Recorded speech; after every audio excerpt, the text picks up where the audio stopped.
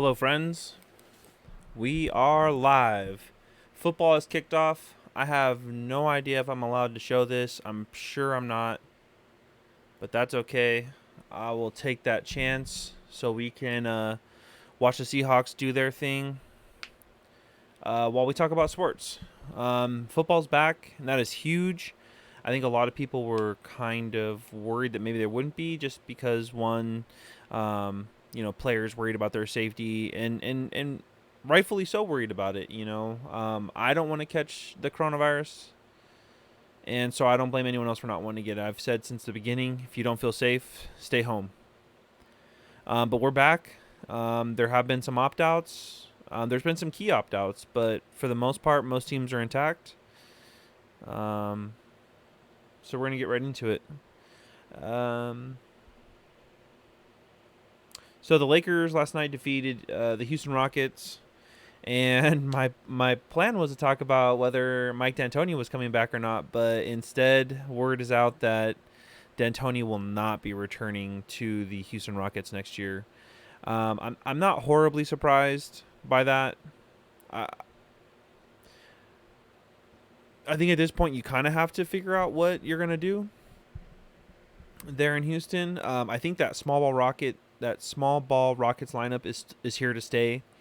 But I would implore them to get someone off the bench to match up with bigs because they're gonna have to at some point match up with bigs. So having a Montrezl Harrell type guy coming off the bench would be huge for them to match up with these really big guys. You saw them in the last couple games getting massively out rebounded.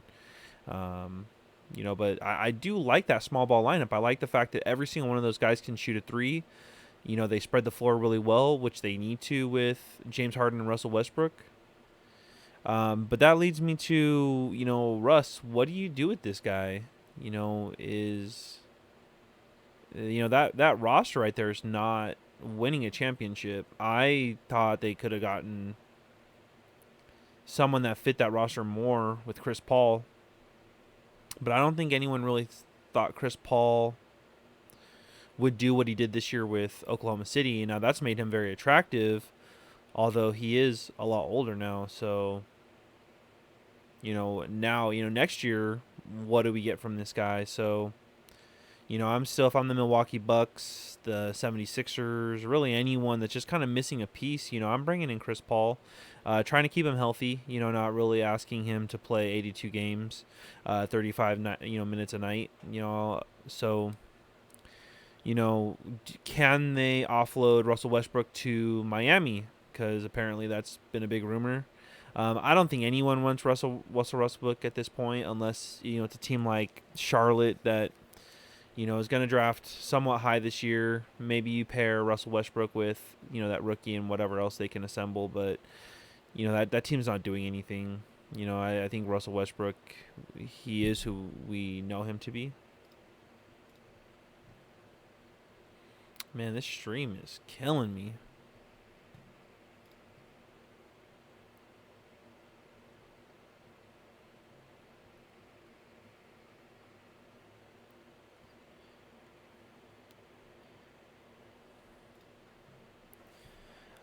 We now know what the Eastern Conference Final is going to be. My Miami Heat against the Boston Celtics.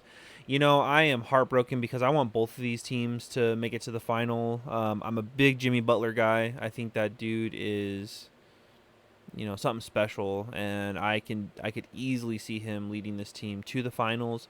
Although they could beat the Lakers, but they're not beating the Clippers. It really is up to the Lakers to knock off the Clippers for any team coming out of the East to really have a chance. Boston might be the only team that could match up and really spread Boston thin. The Celtics, I really hope they keep this thing together. I know there's talk about using Gordon Hayward as a trade piece. And, if you're using him to get someone back like a Joel Embiid, I could see that being worthwhile. But I really hope they don't trade Gordon Hayward just for the sake of trading him. Although, the dude's always injured, which I don't like saying about people because I don't think it's always fair.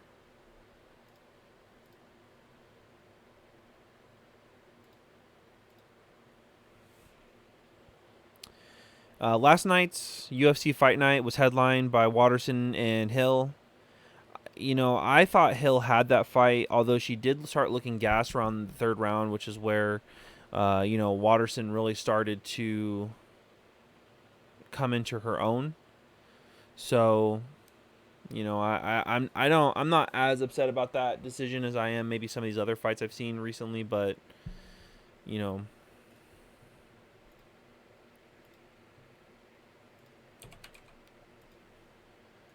I'm not as upset about that call as I have been some of the other fights, but definitely disappointing for Hill. She kind of seemed like she was coming up, and that loss is really a big blow. But I don't think it's the end for her. I think that she still can do something. Man, this is gonna make for a great YouTube video. Y'all watching me struggle trying to get this stream to work.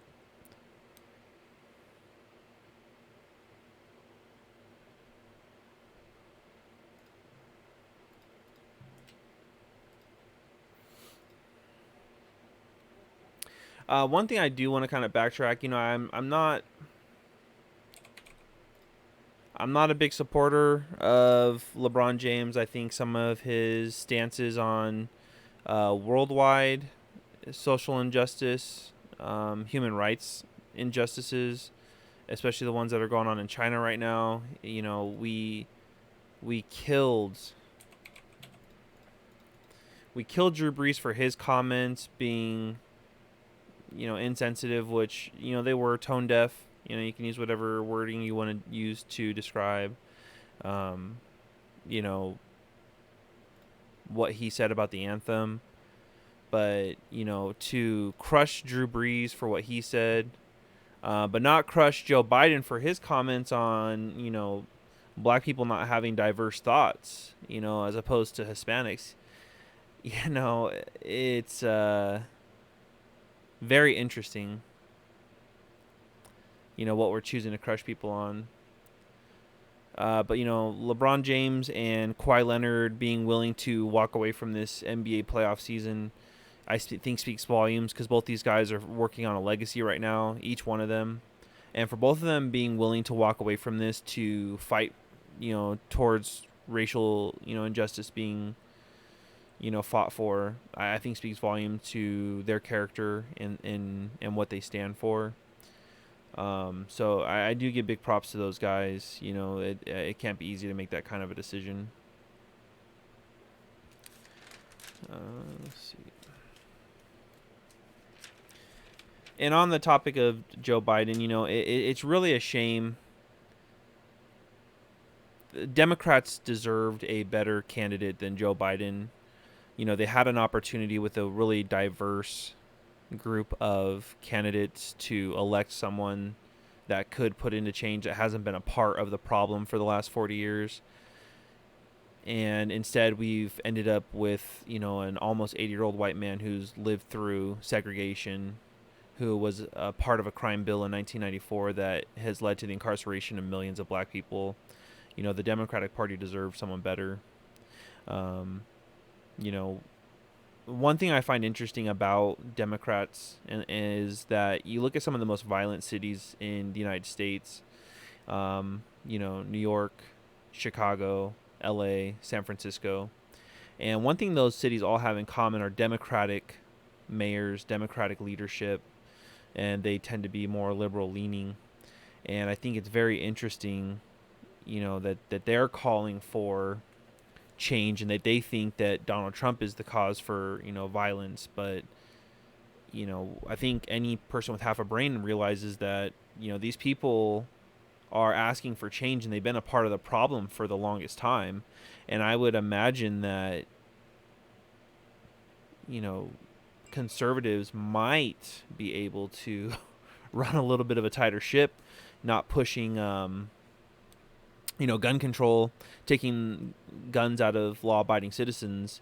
We're not doing really anything to clean up their streets.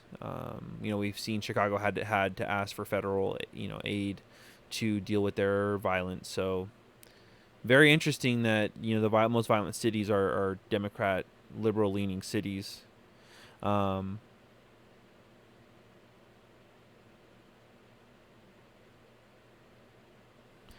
a headline that I think kind of flew under the radar. I remember as a kid hearing about this case. Scott Peterson was sentenced to death for the murder of his wife and unborn child, and he actually just had that death sentence overturned, which I believe is here in California, if I'm not mistaken.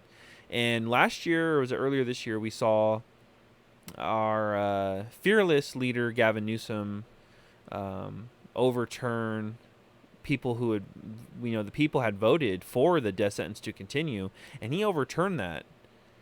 So he went against what the people voted for to continue on with the death sentence, and now we've seen, Scott Peterson, who's now going to get to continue to live on taxpayer dime for the murder of his wife and unborn child.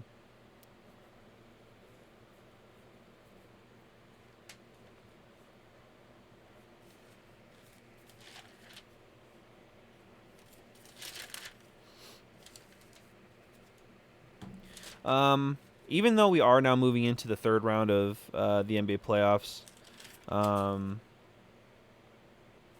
I did want to go back and talk about Oklahoma City versus Houston. I had Chris Paul as an MVP candidate, not one or two, but like number 3. He definitely should have been in that conversation. To see him shrink there at the end of that Oklahoma City series was really disappointing.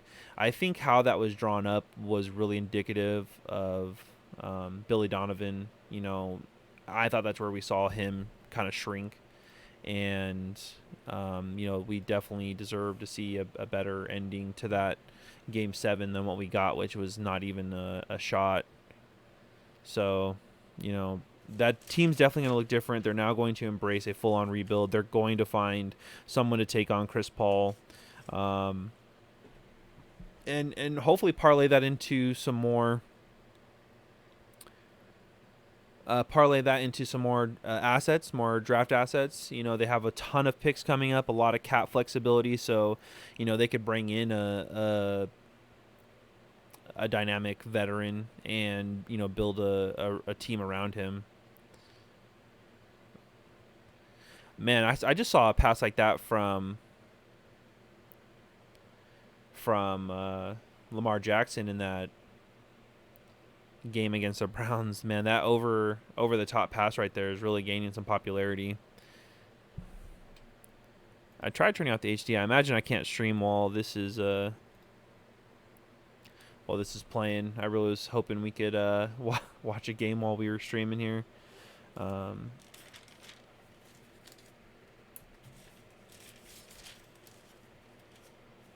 We are seeing teams that have mostly kept their team together from last year, that had success last year, doing well today. Green Bay is beating up on the Vikings. Actually, can I pull up scores on this?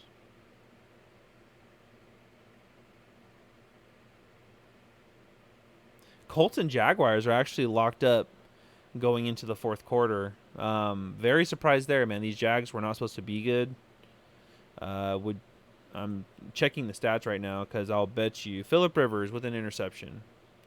Big surprise. Raiders are having their way with the Panthers. Somewhat surprising. Washington is staying competitive with Philadelphia. Packers cruising against the Vikings. Lions are beating the Bears. I don't know that a lot of people would say they're surprised that the Bears are not doing well. But, a lot of people have the Lions as being sneaky good this year. I don't see it, man. I see them being a top 3 pick again this year. But people are really high on them, and I can't say that I get it.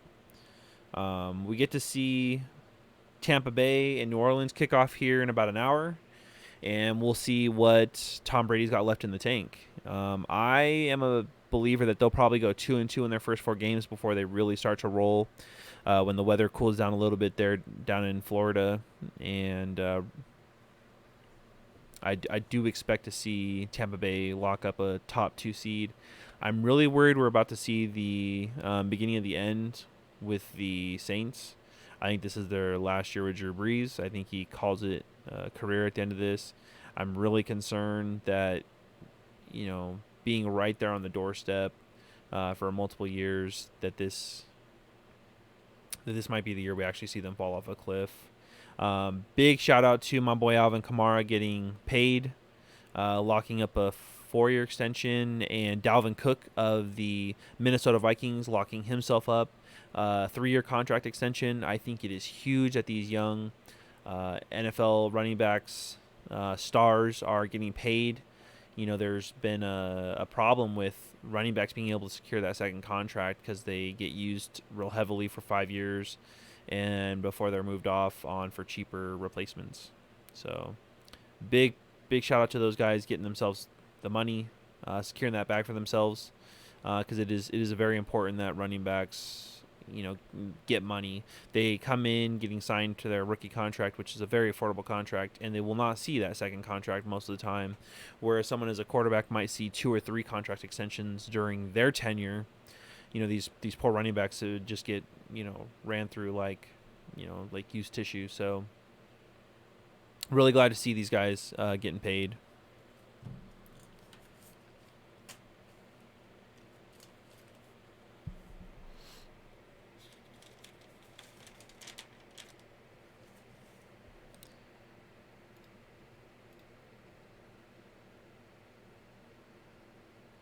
Oh boy, this is rough. Rough. Oh, okay, of course it starts to play right as I reload.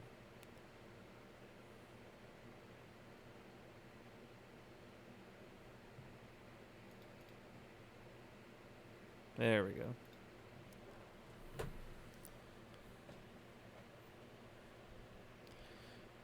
What a scene to pause on.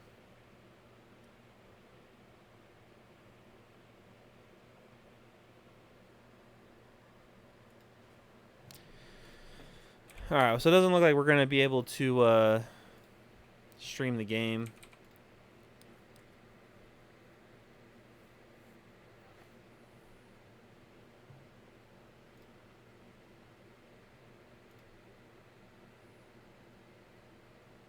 In local news, we've seen a little bit of a temperature drop. We're now hovering around the low to mid 90s. So it looks like fall is almost here. Really exciting considering, all the fires that have been going on in California. The smoke has been absolutely unbearable at times. We've actually seen it clear up a bit here.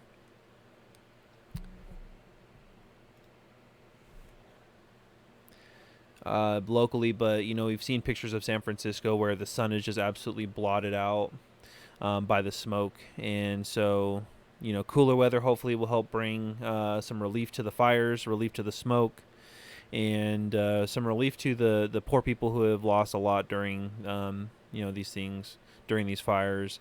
We're now seeing some massive destruction from fires in Oregon, who has sent a lot of help to California to help fight fires. So there's word that Idaho has sent help to Oregon, which is huge. You would imagine something like these fires would have attracted more help from surrounding states, but more importantly, I think it's a bigger knock on our own state to not have some kind of a contingency plan with fires this bad. I myself would volunteer to be a volunteer firefighter to go help in these kind of circumstances. But I know it's money investment and time investment to have things like that in effect. And unfortunately, our state does not see the benefits of that kind of a financial investment, but instead making sanctuary cities for illegal immigrants. And so here we are, money taking from effective, worthwhile programs. We recently saw the 395, which is a very dangerous highway, finally getting built up to have a barrier down the middle of a 2-lane highway, very deadly highway. And we're just now finally seeing that barrier, but for years, the money that was allotted to making that road safer was instead siphoned off for other things. So, we have very piss poor management here in California that makes very terrible financial decisions and then blames it on their people. So, with the mass exodus of citizens leaving California, the only people that are going to be left really are going to be your average people, which are a silent majority, and the loud minority, which believe that, California is a safe haven for, liberals and for illegal immigrants. And I emphasize the word illegal because that if you come over undocumented, don't circumvent the process, you are illegally doing so. I myself cannot just go hop the border and go live in Canada free willy-nilly, without consequences if I'm caught. So, the fact that we're vilifying anyone who uses the word illegal immigrant is interesting, an interesting choice.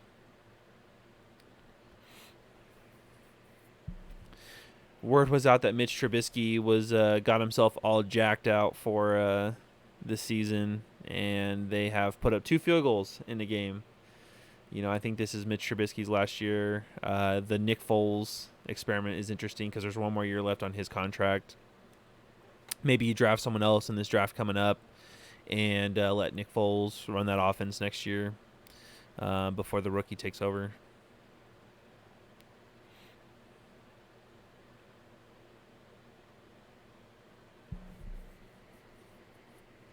An interesting post I saw on Facebook was Katy Perry posting a picture of the sun through the smoke. I believe she lives here in California. And it was a picture of all the smoke and the sun through it, which, if for any of you who haven't seen a picture, our sun looks like this, really weird orange fireball in the middle of the sky through all the smoke. And she put the words V, T, and E on either side, making the word vote with the sun being the O. And she put the hashtag climate change is real. And I think it's very funny using the California fires as a launch pad to encourage people to vote. It's just ridiculous. People again want to vilify Donald Trump for his skepticism in human influence climate change, when really it's not Donald Trump. It's a political problem. Our Democrats and liberal leaders, are using it as a campaign point, where 10 years ago none of those Democrats or liberals believed in it either, and now that it's trendy to believe in it and capture the liberal vote by pounding on that talking point, it's all ridiculous. People think that this that it's Democrat versus liberal and that the liberals are on our side. They don't know anything about what the average American's going through.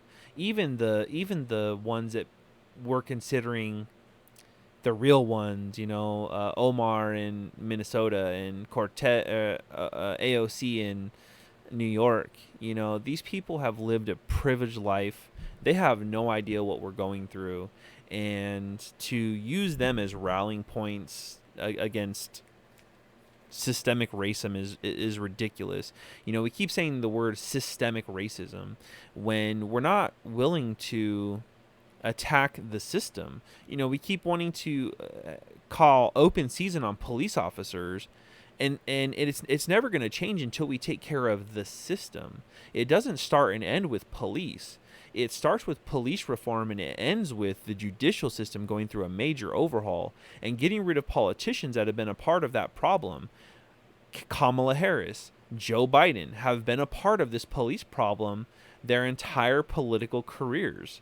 Kamala Harris was known as being soft on police and refused to step in when social racial injustice was done because she didn't want to step on toes.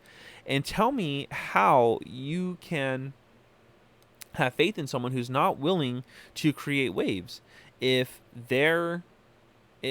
social injustice is that important to them, it shouldn't matter to you what the cost is to bring an end to it. I had a liberal coworker who told me we were talking about police reform, and I brought up the fact that Obama had done nothing about it. Well, his argument was, well, every time he said something about it, he got crushed by Republicans. And I said, he's president. Why should he have to worry about Republicans' opinion of him? It's his job as the president and his responsibility as a black American to do something about it, regardless of the pushback, regardless of the blowback, regardless of what is said and done. It is your responsibility as a politician, as a black American, to do something about this. And instead, we now have Trump, who signed into more police reform than any previous president for the last 30 years. So you tell me who's a part of the problem: these career politicians, or Donald Trump, who is going to be here for 8 years, who has helped turn the economy around and keep the economy afloat during a pandemic. Again, I'm not a Republican or a Democrat. I'm part of the middle party. I believe that's on my Twitch profile down here. But I'm part of the middle party. I don't think that either one of these parties are working. I think we need more people like Donald Trump, like Mark Cuban, like Stephen A. Smith. Although Stephen A. Smith has said some pretty crazy stuff lately that's kind of questioned how seriously I take him now. He's kind of put on this show for ESPN that's parlayed him into a very rich contract. And sometimes I wonder how much of it's the character, because I've seen this guy be serious, and I do believe in Stephen A. Smith. But then he says some crazy ass shit, like Steve Nash getting his head coaching job because of white privilege. And I'd argue that there's been a lot of coaches in general that have gotten an opportunity with no prior work experience. I was very shocked by the Steve Nash hiring too. I don't think Kyrie Irving is going to respect him, even though Steve Nash, 2-time MVP, Hall of Famer. If Kyrie's career ended right now, he's not a Hall of Famer. In fact, he needs another 5 dominant years to put himself into that.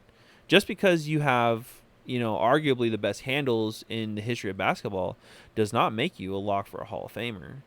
And so I think that situation, it's either going to work swimmingly well or it's going to crash and burn quickly. I give that 2 years before we know which way it's going.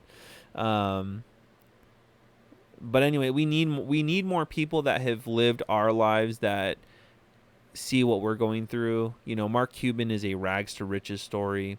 I'd love to see J. Cole run for president, Stephen A. Smith, all of which I believe would run democratically. So, again, I'm not on either side. I think that we need more parties to bring balance. We need more checks and balances in the government. We've seen money laundering in the form of foreign aid go on for way too long. And that's why all these liberals want Trump out so fucking badly.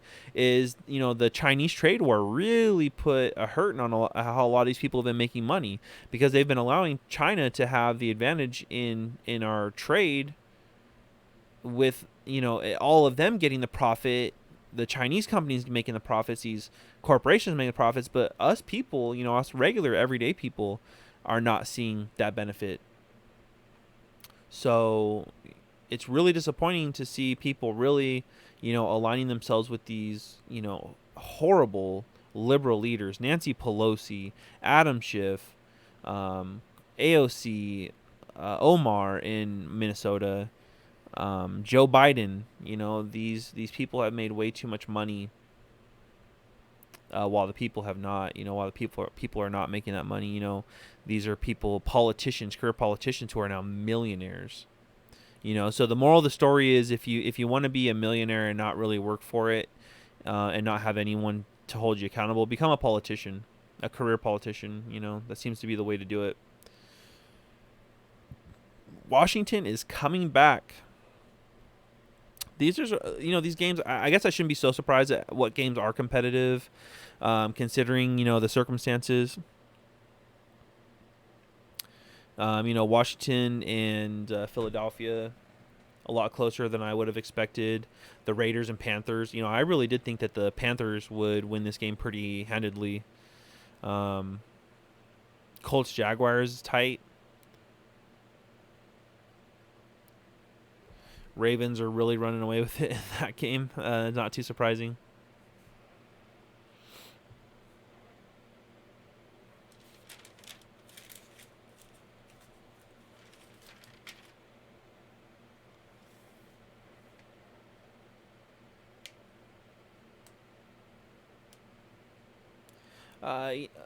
One thing I kind of wanted to touch on was the death of the Black Panther, spacing on his name.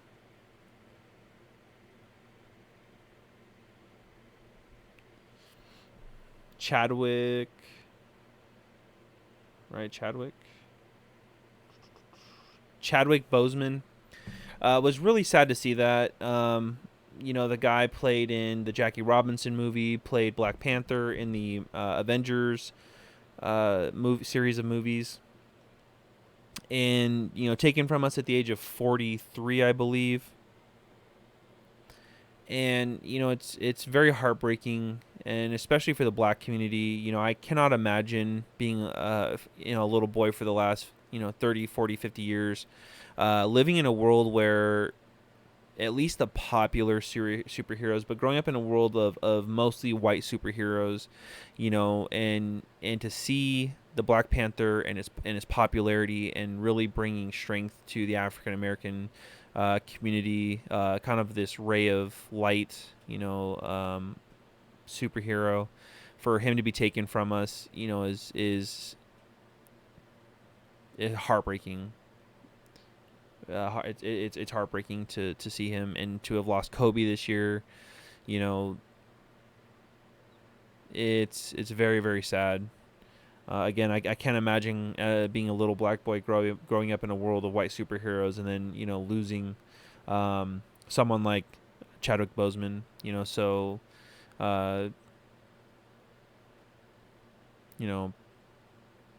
prayers to Chadwick Boseman's family. And my hope that someone can really step up into his shoes and be a leader for little black boys, and a hero for little black boys to look up to, and not just little black boys, but people in general. It's important for our world to see strong African American and multicultural heroes. We're seeing movies like Mulan get pretty popular, and I'm sure for a lot of Asian American people, seeing that kind of movie, seeing a movie like Moana for Islanders, it's pretty special, and you love to see it. Moana having the popularity that it had for a long time, has got to be a feel good moment for Islanders all over this world.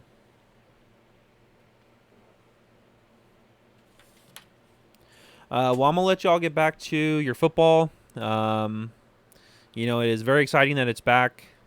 We're gonna have a lot to talk about for the next couple months. We'll probably do a weekend review on Tuesday. We'll talk about the games, surprises, where I was wrong, where I was right, and then hopefully next Sunday the hope is to have the whole gang together. I'd really like to get again some thoughts on some of the more controversial social justice issues we've been going through, get people's opinions.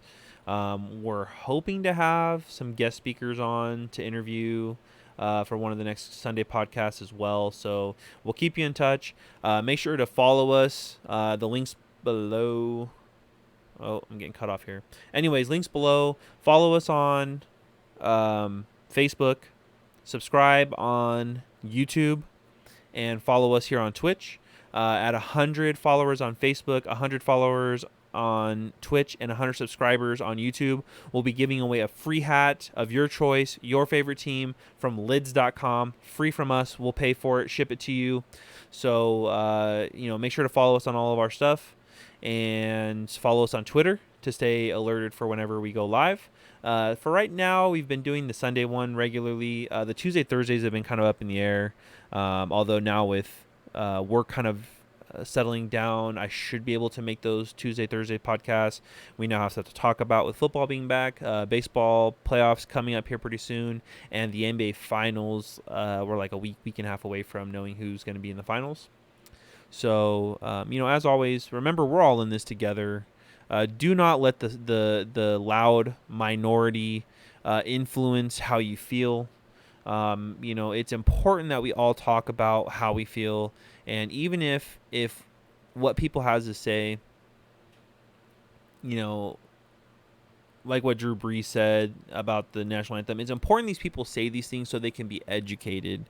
Don't just be labeling people a fucking racist because of a feeling they have. It's important that we have dialogue and that we talk and that we discuss things. We cannot just vilify everyone for their thoughts just because they don't agree with us on either side. So just remember, we're all in this together. Check on your neighbors. People. This is the most trying time in our lifetime, and let's not forget that we have neighbors that are going through a struggle that we might not be. There are a lot of people right now with a lot of insecurities about basic human needs that they shouldn't. So look out for your neighbors, look out for your friends, check in on people you haven't heard from for a while, and just remember, we're all in this together, everyone.